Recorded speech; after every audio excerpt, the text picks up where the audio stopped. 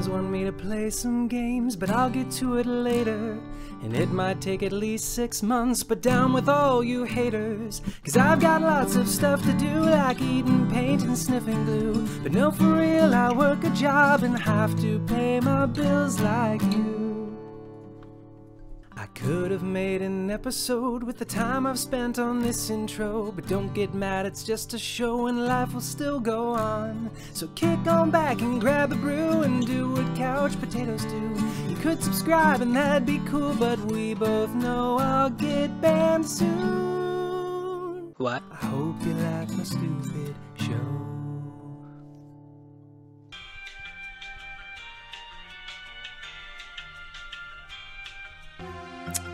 Welcome back, you guys.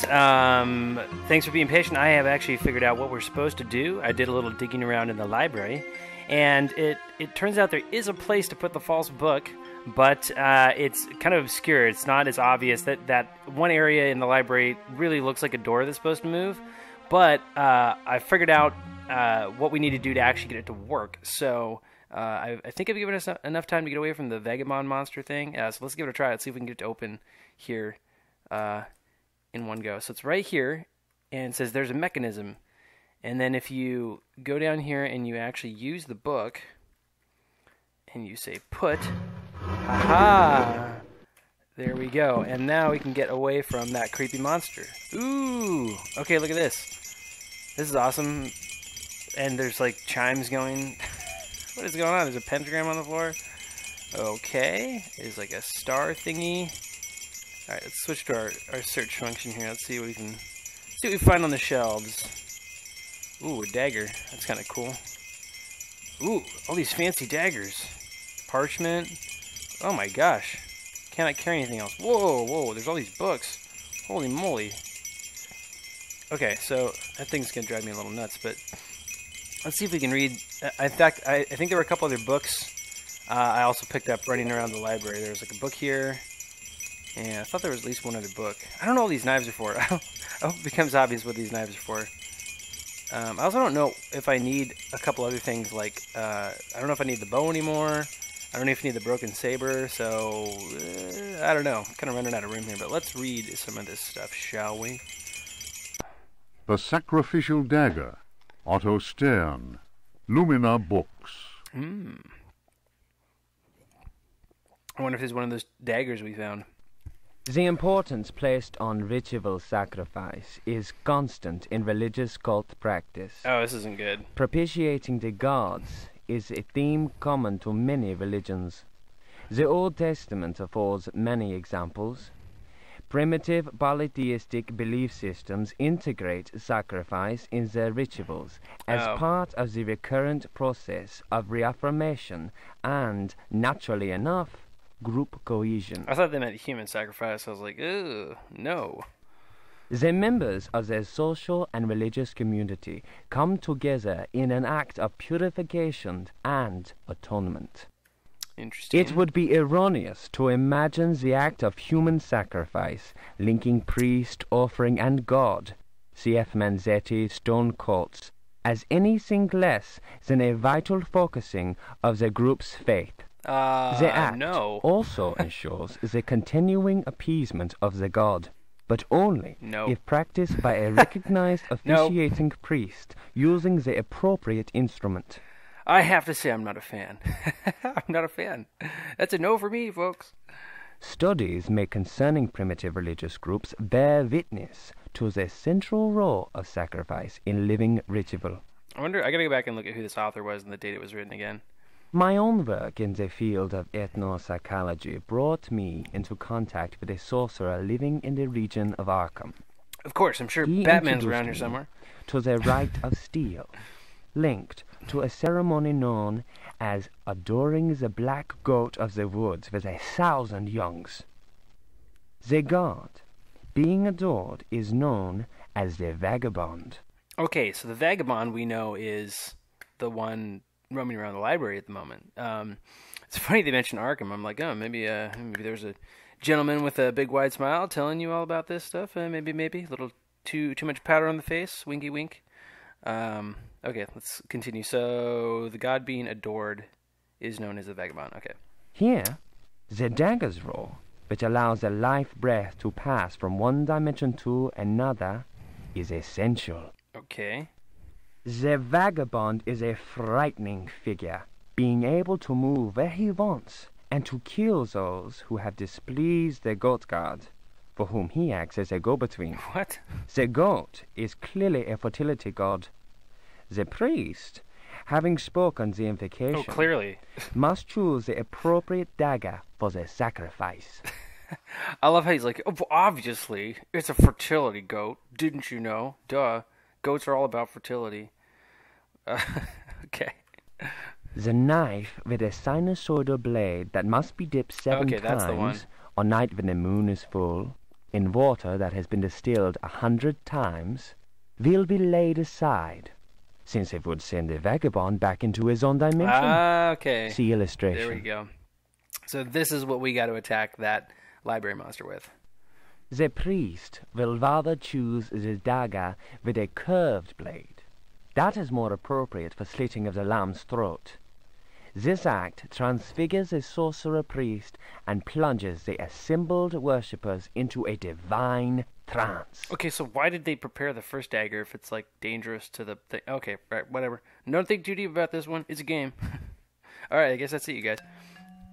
Back to the creepy music. So, this dagger is a yes. This dagger is a no-no. Interesting how many daggers we have here. Okay, let's read the other parchment, shall we? The Book of Yael, Signs of Stone, Eucharistic Rituals of Forbidden Cults. Texts collated by Monsignor Vacher, legate in the Curia of the Vatican. Okay, so this is like the Vatican writing about stuff like the Roman Church of Rome. Numerous devilish cults Romans. speak of monstrous creatures called the Old Ones. These supernatural beings are believed to be possessed of powers equivalent to those of the gods of antique religions. Adepts of such cults refer to forbidden literature in order to cause these frightful entities to appear before them. Okay. What serious student of folk myths has not come across the names Of course. of Cthulhu and Shub-Niggurath? Oh, right back in the Cthulhu thing. Oh. All right, whatever.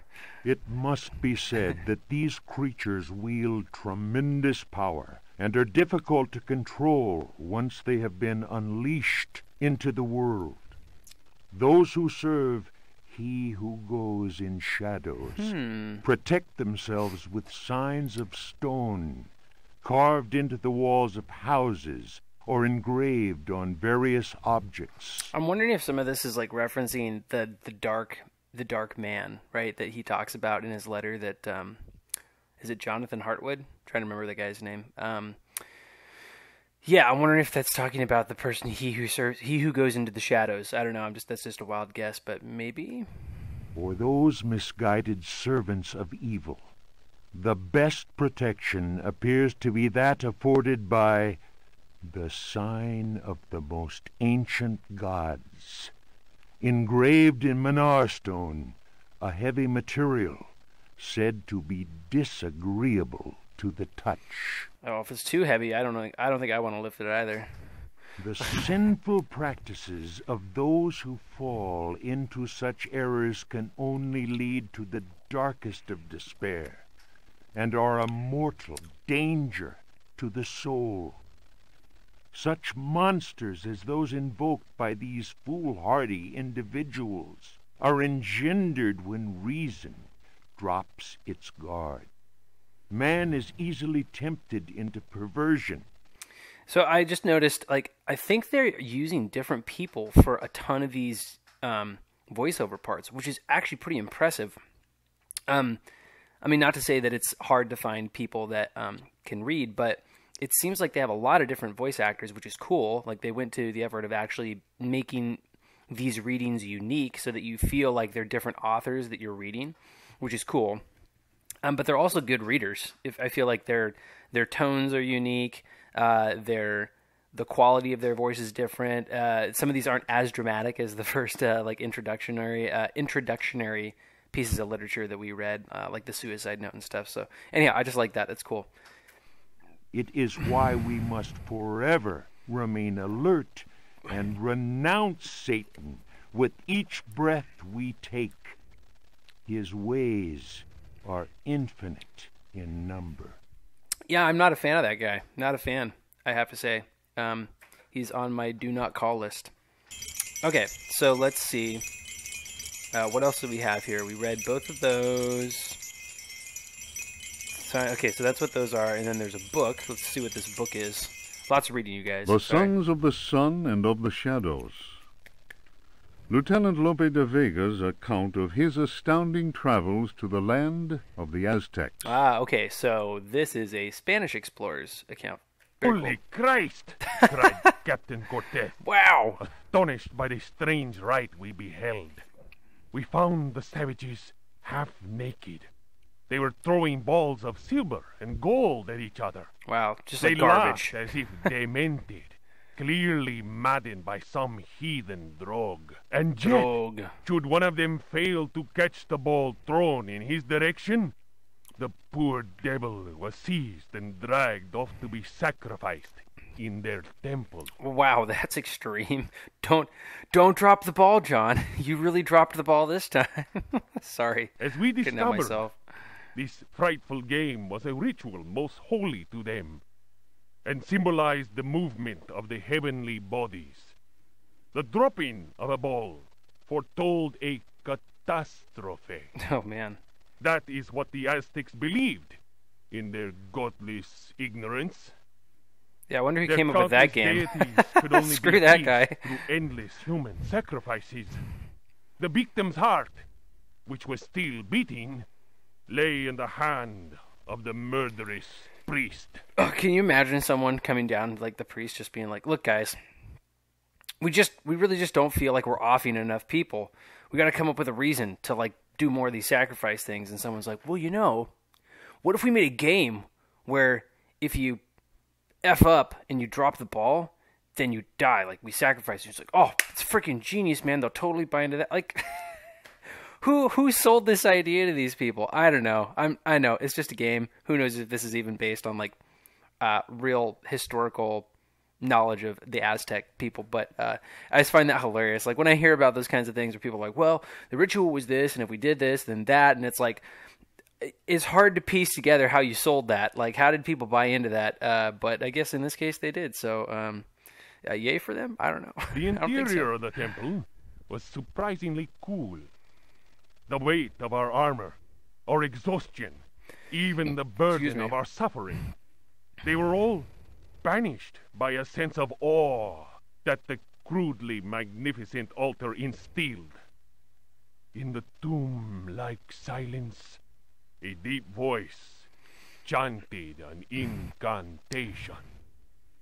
The majestic statue of the water goddess, Chalchihuitlicue, seemed to throb with vitality. I wonder if she was a goat. This massive stone, draped in a golden cloak and studded with precious stones, was coming to life before our very eyes. Before their very eyes. Delicious. Horror of horrors!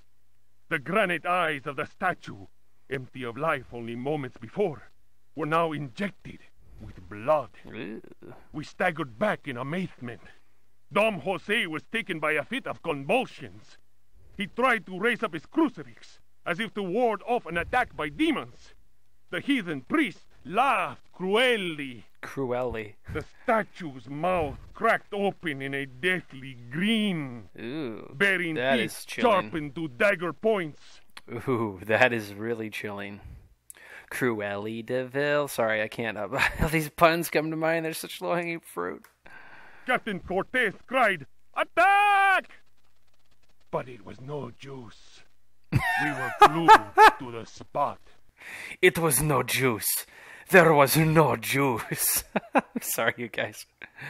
Don't you hate it when there's no juice? I freaking hate it when there's no juice, especially in the morning with breakfast. Sorry. That is kind of crazy, though. I do like that they have these all these different accounts. It's kind of cool. I don't know how many of these actually apply to the game as far as like giving you hints about mechanics or how to solve a puzzle. I'm sure there's some of that, but it's just kind of cool to have all of these kind of paranormal accounts or mythology just discoverable in the game. It's kind of fun. I feel like it enhances the mood. We were unable to move. Our armor seemed to be bolted to the temple floor. Our legs weakened, and we collapsed in a thunder of steel. Only Cortez had the presence of mind to unsheath his dagger. He hurled it at the cackling priest. 4 inches of the finest Toledo steel buried itself in the heathen's face. Ew. His blood He's got good aim. splashing the now lifeless idol. We picked ourselves up with difficulty. Jeez Louise. This guy's got a good arm if that worked. Never will I forget that terrible moment. My companions, naturally enough, told tales of devilish enchantments cast upon our armor. Whatever the truth of that, I could not deny that the supreme god of the fourth universe had treated us as mere playthings. The I am fourth convinced universe. Okay. that a terrible energy is yet contained within that heathen statue. A power strong enough to change a proud conquistador into a helpless puppet. Or maybe they had magnets in the floor. Who knows? Ooh. Okay, sorry. Drawing of Chalchihuitlicue by Ah. Don Jose de la Sierra, done before the destruction of the Aztec temple of Tenochtitlan. Oh, that's the little statue thing. Oh, no way. So that little statue thing we threw at the knight, I think that's what that is. So, okay, so, oh, this was totally a clue. Okay, so this was a clue. So they talked about their armor being rendered useless by the statue, and we threw it. It worked throwing that at the armor. Okay, there we go. Click, click, click, click. Everything's making sense now. Okay, so that's cool. Learn some things. And learning is fun. Okay, so Sons of the Sun. I think that's what we just read. A lighter, a biscuit box, a knife, multiple knives. Jeremy Hartwood's note. Okay, I thought we picked up like another book. Maybe, I think, you know what? I'm going to put that book down because I don't think we need that anymore. I think that one was, I think that was like just to help us figure out the statue puzzle. So, the Sacrificial Dagger, Signs and Rituals. Is there anything else we can put down here? I feel like we need to. I feel like we got it, you guys. Jug. Oh, I thought we filled up the jug with water. Maybe we died and I forgot about that. His notebook, a poker, the dresser key, saber blade. Oh, you know what? I guess I'm not totally sure if the keys go away after you use them. They could, but maybe you hold on to them. I don't know if we need to keep those. All right, well, let's see. Let's see what else lies in here. Yep. Oh, no. Dang it. That's what I just... Oh! There we go. All right. Okay, take this book and can't carry. Okay, let's read this one. Sorry, guys. Lots of reading in this episode, apparently. I hope you're enjoying it. Juan Luis Jorge, De Biblioteca. Reflections on the power of the verb library. in certain texts. Archaeos Publications, 1919, Stafford. So this is only a couple years before this, just under a decade before this, I think. Was it 1924 or 27? I can't remember. Anyhow, a couple years before. Translation does not alter the occult power contained within such forbidden texts. The malevolent energy is in no way diminished. The spell must be cast aloud and clearly, in certain languages or little-known dialects. Maglafar Fatang. Oh, well said, sir. Well said. The reader will understand that, in the light of these revelations, I would be foolhardy to continue quoting from the text I have before me. If spoken aloud in its entirety, it would surely awaken powerful and malignant forces. Okay, I have a wild guess that it's the Necronomicon. Just a wild guess there. But this is totally referencing the previous book, or it's kind of dovetailing off of it to talk about the ability to summon these beings, it sounds like, into their presence. I will go further and say that simple reading of some of the more technical passages describing specific practices is in itself a perilous exercise. The ill-prepared reader can easily fall prey to attacks of demented hysteria, not unlike those described in cases of individuals said to be possessed by evil spirits. And this is hinting at what happened to Mr. Hartwood and why he went nuts and killed himself. So that's I enlightening. recommend the study made by Zempf, Urbain, Grandier, and Loudon, and the reports made by the Reverend Richard Price concerning a number of astonishing, to say the least, exorcisms carried out in a parish near Providence. Interesting.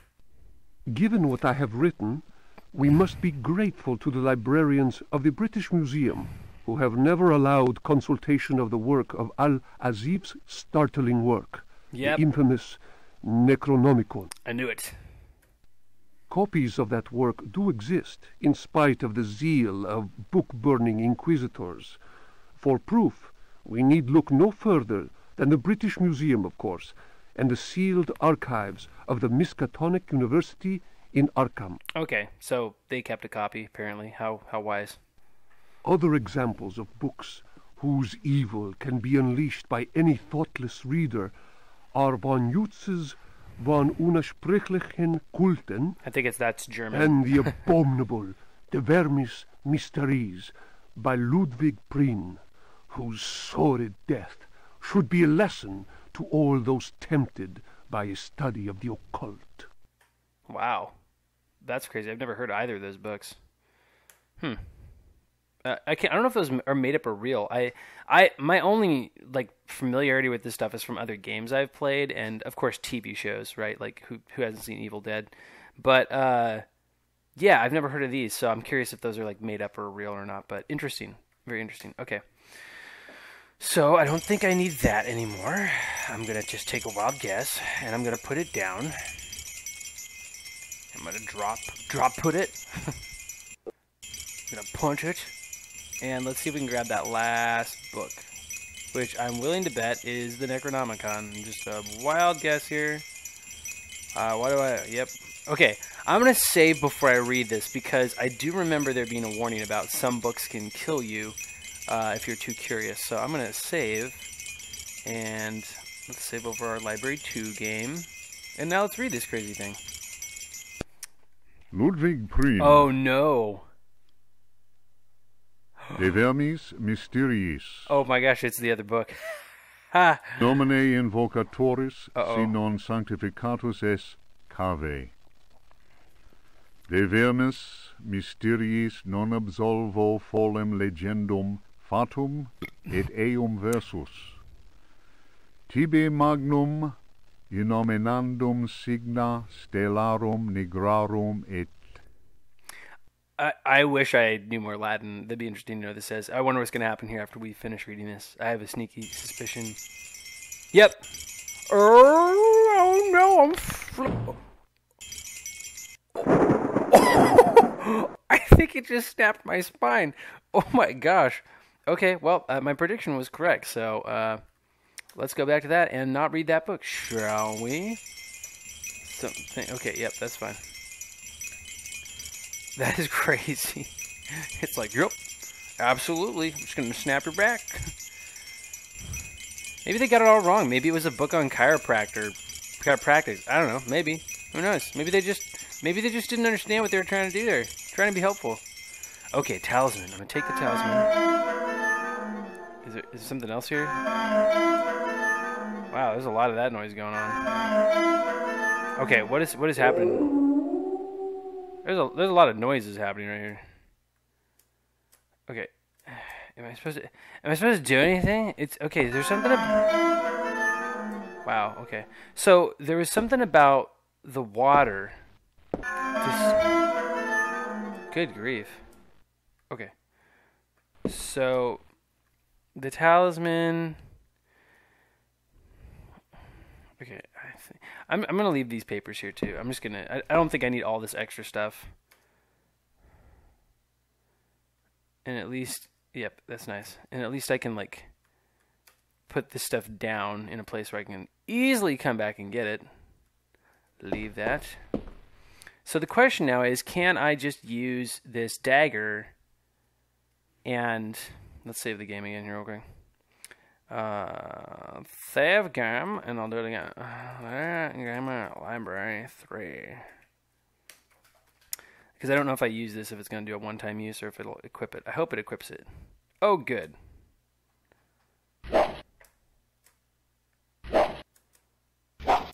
Okay, I don't know if this is going to work. It mentions something about like the ritual to... Okay, let's get out here.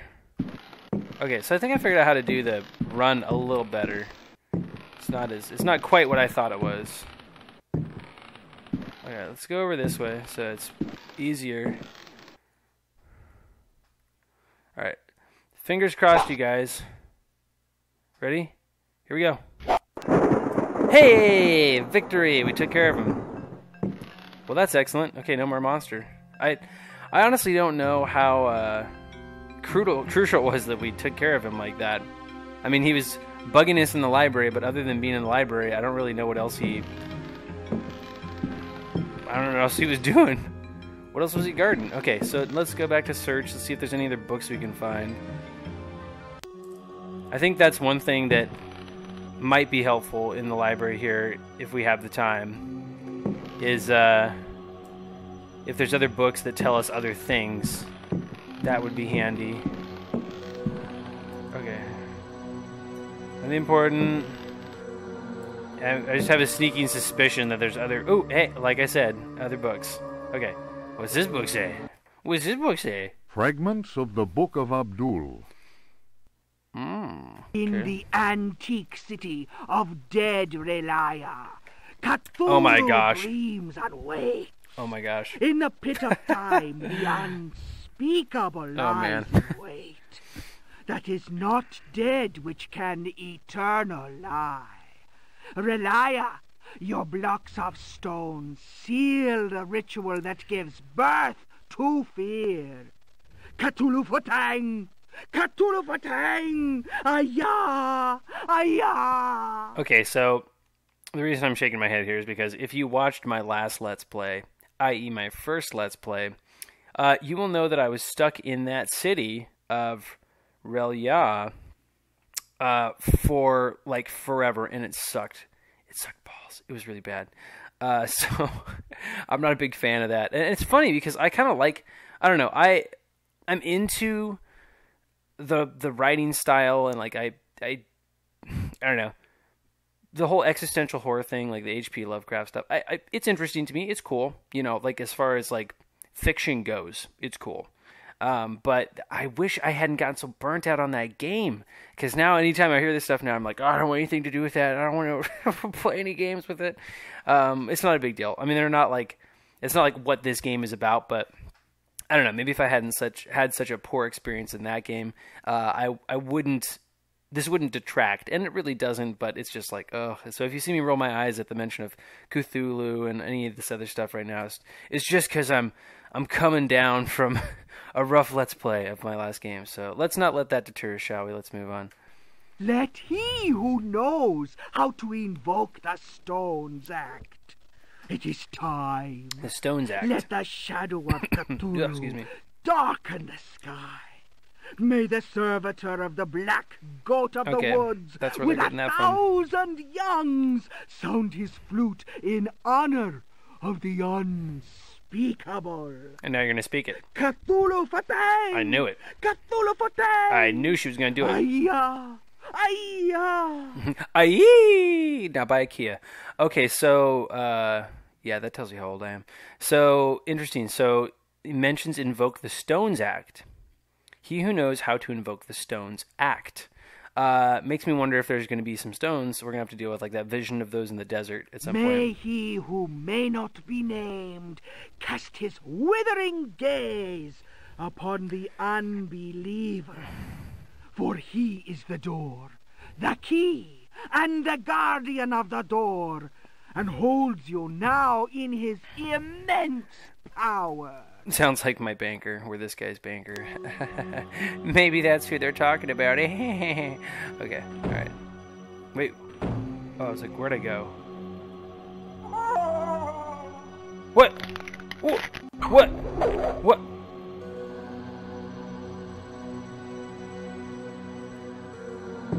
What? Did I just get hurt? What? What? What even happened there, you guys? I was like, I did some really intense yoga there for a second. Just,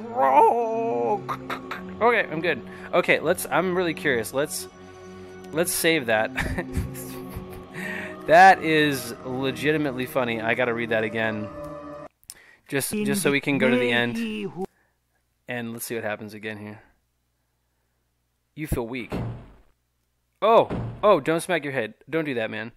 What are you doing? Oh! Oh my gosh, like I told you, I think these are books on chiropractic medicine. I think that's really what's happening here. They're just poorly translated. But I mean, look at that. You didn't even have to pay anybody. He's got a spinal realignment there for free. 5 minutes of reading.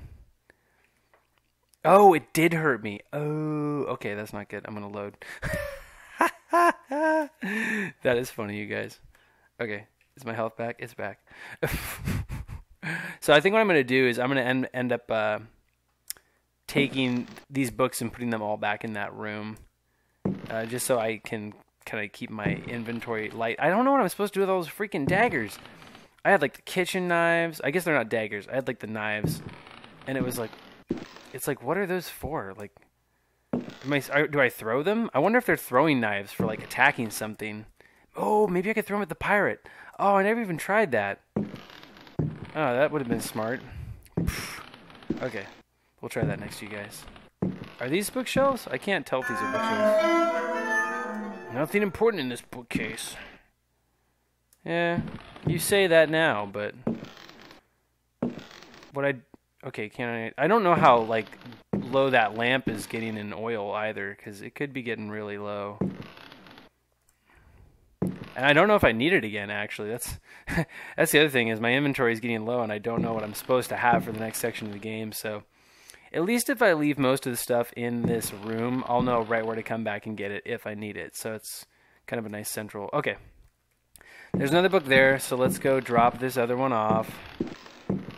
See if this another one's a spine twister. Oh man, it was a real humdinger. It was a very life-altering read. Okay, tons of books in here.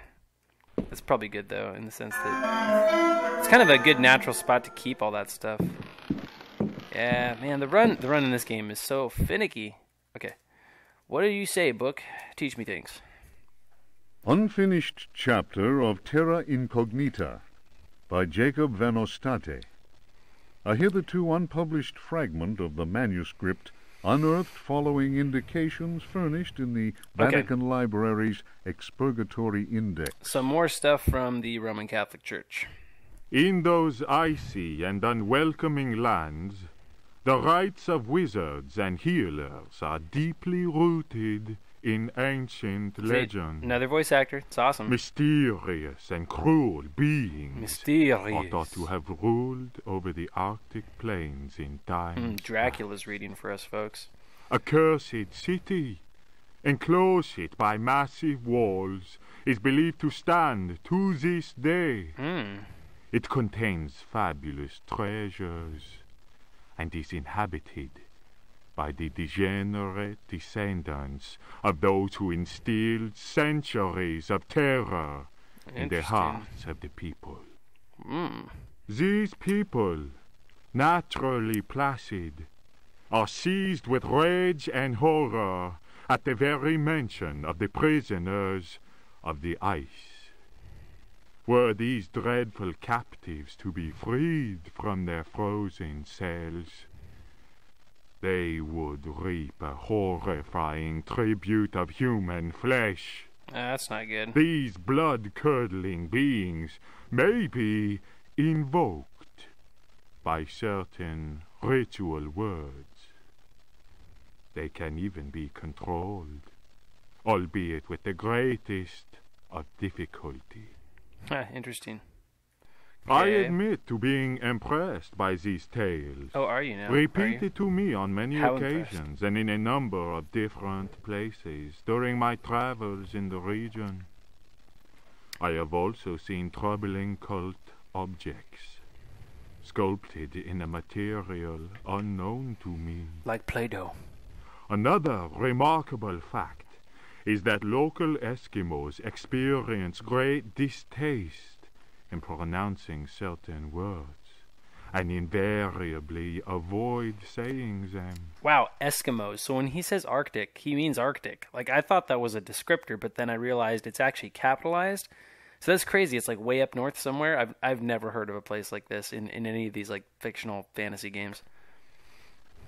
Here is a living example of the power that words contain. As it is said in the Bible, in the beginning was the Word. Okay. All right. So that was another book. A real nail biter. Nothing else there. Let's Oh, I found another book, you guys. I can't believe we're finding so many books in a library. Isn't that just crazy? It's unspeakable. Never heard of so many things. Don't these people know that good game designers just glue all their books to the shelves and you can't pick them up? Ugh. It's lazy programming. Oh, I like how he hustles his buns. Oh, looks like he's late for tea. I'm late for tea. Okay. Alright, guys, hate to put you through this, but here's one more book. Let's do it. Let's read it. Let's get If educated. Rocks Could Talk, or Oh. The Story of a Louisiana Plantation by the Marquise de Chamfray. What a great title. If Rocks Could Talk, or The Story of a Louisiana Plantation. That tells me it was probably pretty boring out there. That's just my guess. If Rocks After Could the Talk. criminal selling off of Florida by the foul usurper, my father elected to remain in this inhospitable land, where we were free at least to express our royalist feelings, Interesting. and Okay. hope our Let's talk about country would America, come to its senses. I believe. In 1818, Yeah. a certain Pickford bought up Ledoux's land, after the poor fellow had ruined himself in unfortunate speculation. Pickford soon turned out to be the most loathsome human we had ever encountered. So after criminals selling off of Florida, after the criminal selling off of Florida by this foul usurper, selling off of Florida, after the criminal selling off of Florida. Oh, okay. Sorry. I was trying to understand the phrasing in the sentence. Basically they're saying after the criminal act of selling off Florida by the foul usurper. I wonder if they mean like the colonialists. Because usurper would be like the Americans trying to basically give the bird to King George and say we're not doing this anymore. I want to be our own country, and then they're clearly loyalists. So express our royalist feelings. Royalist, though, interesting. Usually it's loyalist, not royalist, but and hope our country would come to its senses. Yeah, it's okay. So this sounds like people that were basically Tories. So they didn't agree with the colonialist rebellion for independence of America. And 1818 is quite a chunk of time after the War for Independence ended. So, in fact, I think War of 1812 was actually would have been the next most recent war that happened right around that period of time. And that is actually when right around the time that our national anthem was written, the Star-Spangled Banner. And I was actually there recently. I was at Fort William or Fort McHenry? Oh, can't believe I can't remember, but very cool. The fort, not to digress too much here, but the fort is still in place as it was then, as far as the cutout of the fort, like the boundaries and the batteries and the battlements. They're all still there. They're like welded closed and everything, but it's super cool. Anyhow, I love this period of American history. So this guy bought land that was getting sold, and he turned out to be a turd, apparently. Let's find out more, shall we? He was an adventurer of the worst kind, nouveau riche, and bloated with a grotesque sense of self-importance. First came the incessant army of men with shovels, digging into the mountain of earth that was to fill in the surrounding swamp. The undertaking was quite stupendous.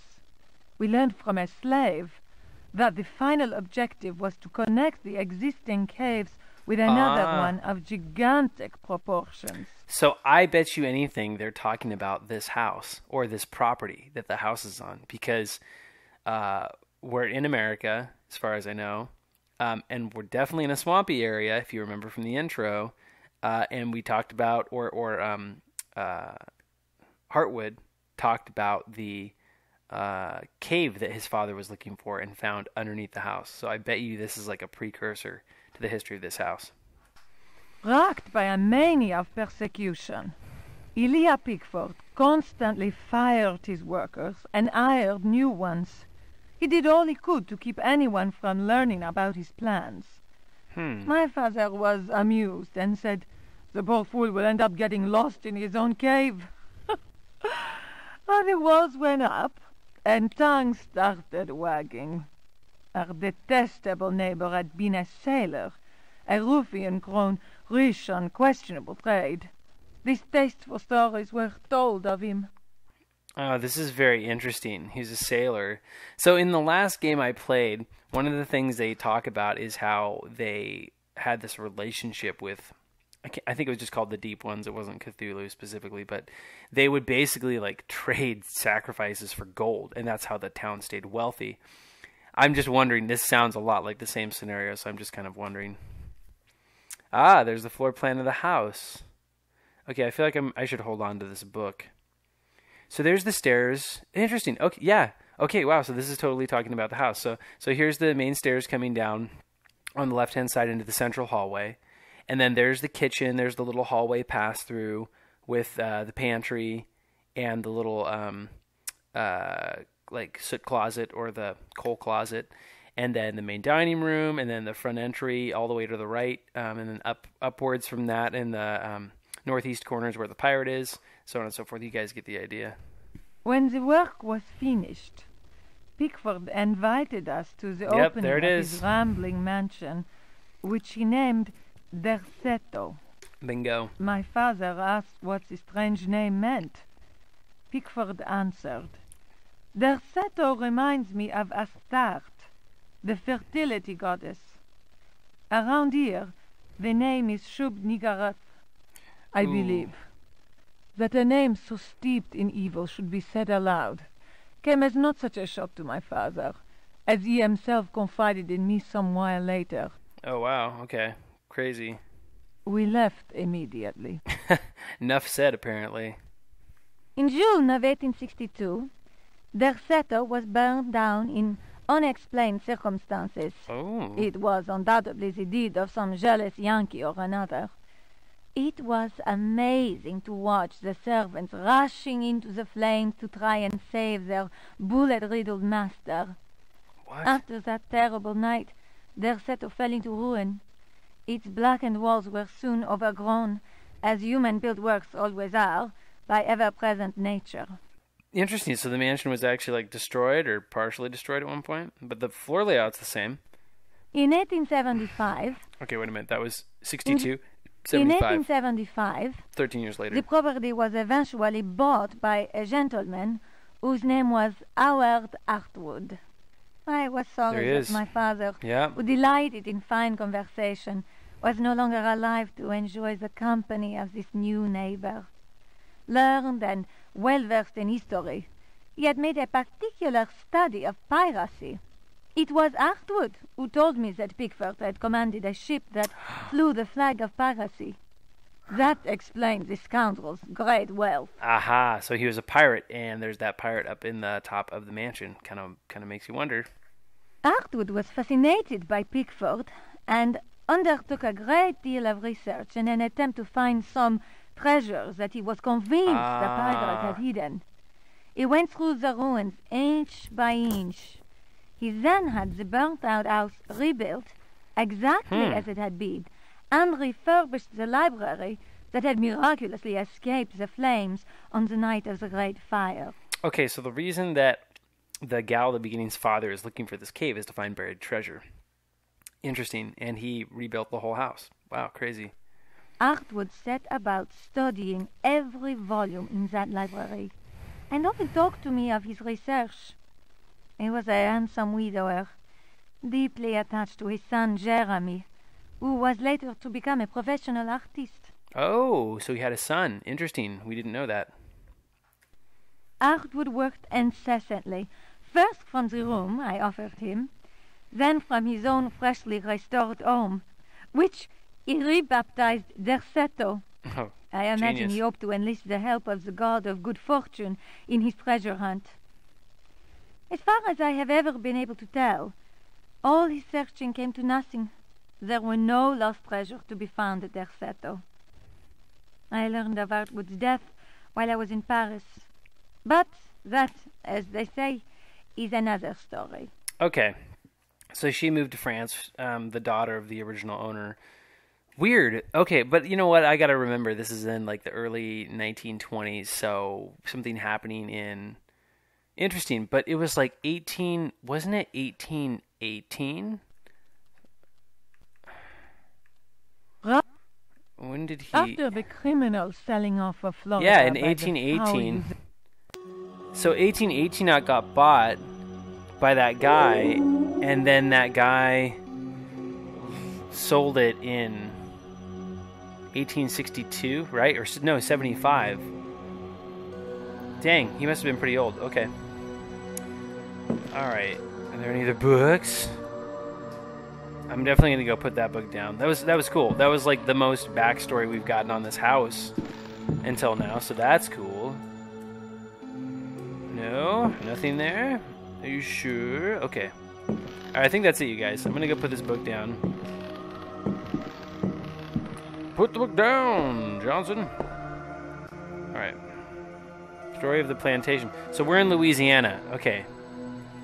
We're in Louisiana. Explains the swamps.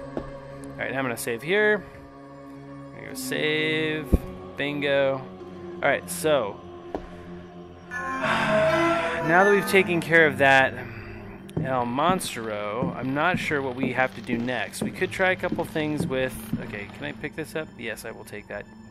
Oil lamp. Can I say use? And what if I say actions, open search? Okay, good. Okay, great. Save here again.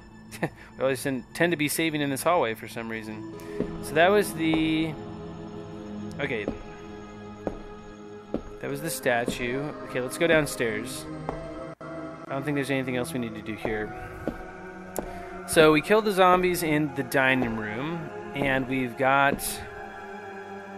I don't think we can... Yeah, the spiders. I know there's a door in that conservatory. It's killing me. I know there's a door in there we can address. It's locked. Wasn't that the smoke room? Oh, no, maybe that's the room that was over here. Yeah, this was the smoke room. Which we put out with the... That's what we did with the water. That's right. Okay. Oh, there's a book there. Did I drop that book? Oh, yeah, I did. Okay. It's locked. Okay, do I have a key that can open this? I feel like I've got to have a key. These keys have to be for something at some point. This is crazy. How many keys can I keep on my person? Okay, so there's a chest key. I think there was like a dresser key. Right? No. There's a bunch of keys. A key, dresser key, chest key. Okay, so I guess I've only got the 3 keys. Okay, let's save here, and let's go try this pirate out here. Let's go save. I know I'm saving in the library. It's technically not the library, but let's see what we get here. Because I feel like at some point, kitchen. Where's the kitchen knife? A knife. Let's throw this guy.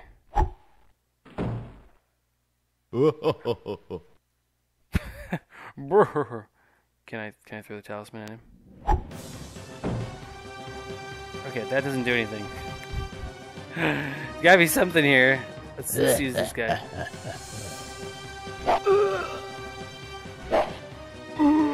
Okay, that's not working. Gramophone, the lighter. Biscuit box. Maybe a biscuit box? I don't know. Throw the biscuits at him. Throw the biscuits at him, you guys. He just knocked off the revolver last time I remember. A poker, dresser key, saber blade, a bow. I have nothing for the rifle. I don't know. That's kind of weird. I'm trying to think of where else we could go. I mean, I guess we could try and get by the spiders again. Oh, did we try the... I can't remember. Did we try the other key on this one? Sorry, you guys. Probably did. Just like... I'm paranoid. I'm like, there's got to be a place to use these. Nope. Okay.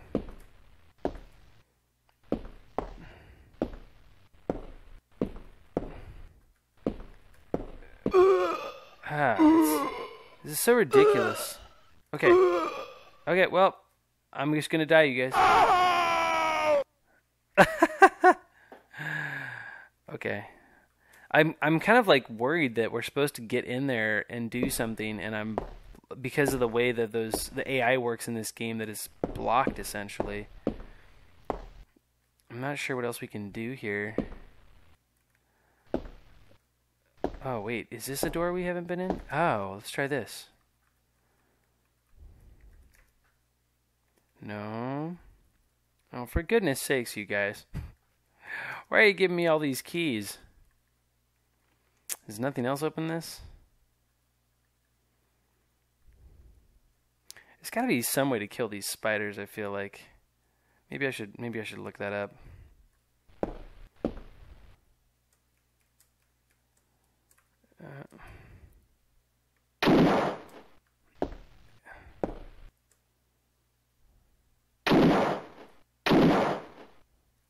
It's crazy. There's like... Does the lighter scare them? Yeah, it's so bizarre. It's like they're too low to the ground. I don't know if I can do anything. Will they just go away at some point? Maybe they'll just crawl away. It's driving me crazy. I'm just trying to get past these stupid spiders. I wonder why they have such a... Oh, yes, yes. Oh my gosh, you guys. This is crazy. At least they're like moving away now. I think at one point they weren't even moving away. It's weird though. It's like... they'll move, but they won't move. Like I can totally see the feet of one of them right there. Okay. Well, we're already almost at an hour here, so I'm actually going to call it right here.